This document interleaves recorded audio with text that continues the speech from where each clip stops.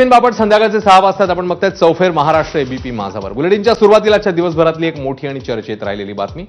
वैष्णवीचा हुंडाबळी गेल्यानंतर आरोपीच्या पिंजऱ्यात असलेल्या सासरच्या हगवणे कुटुंबाकडून वैष्णवीच्या चारित्र्यावर बोट ठेवण्यात आले। तसंच काही गंभीर आरोपही करण्यात आले। त्यांच्या या आरोपांना कसपटे कुटुंबाने उत्तरं दिली आणि ही उत्तरं देताना त्यांना अश्रू अनावर झाले। विरोध असतानाही केवळ दबावापोटी वैष्णवीचं हगवणे कुटुंबात लग्न लावून दिल्याचं सांगताना अनिल कसपटेंनी मुलीला सासरच्यांकडून मारहाण होत असल्याचा आरोप केलाय। तसंच काल कोर्टात हगवणेच्या वकिलांनी 5 कोटीच्या गाड्या असल्याचा केलेला दावाही खोडून काढत हगवणेंकडे हुंड्यात दिलेले एकमेव फॉर्च्युनर कार असल्याचंही म्हटलं। शिवाय वैष्णवी हुंडाबळी प्रकरणी निलेश चव्हाणही सहभागी असल्याचा गंभीर आरोप त्यांनी केला।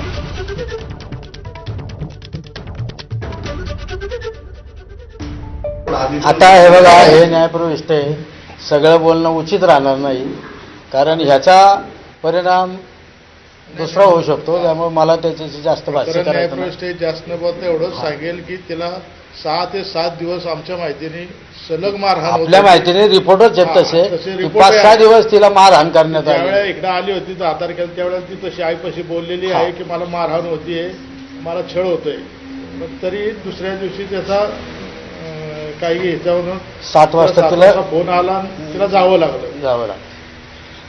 आता ती टेंडन्सी होती की नाही होती, आता ते काही आरोप करतील, काही शिंतोडे उडवतील माझ्या मुलीवरती, पण वकील साहेबांना मला कालच्या ह्याच्यावरून एकच सांगायचं आहे की साहेब, तुम्ही सुज्ञ आहात, तुम्हाला पण मुलं बाळा असतील, एखाद्याच्या असहाय्य मुलीवरती, ती तर माझी मुलगी गेलीच आहे, माझी मुलगी तर गेलीच आहे, पण तिचा एवढं मेल्यानंतर तिच्यावरती असे वाईट शिंतोडे उडवू नका।